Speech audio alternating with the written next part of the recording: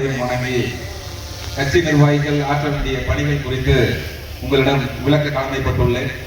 அது எல்இடி திரையில தெரியும்.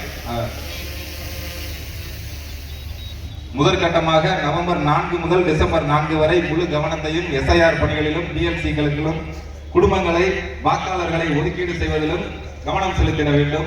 அதன் பிறகு இரண்டாம் கட்டமாக டிசம்பர் 5 முதல் அனைத்து பொறுப்பாளர்கள், பகுதி நகர ஒன்றிய பேரூர் கழக செயலாளர்கள் உள்ளிட்டவர்கள் வாக்குச்சாவடி குழுவினரை சந்தித்து வெற்றிக்கான வியூகம் வகுத்தல், வீடு வீடாக செல்லும் பரப்புரை உள்ளிட்ட பணி முன்னெடுப்புகள் தொடங்கப்பட வேண்டும்.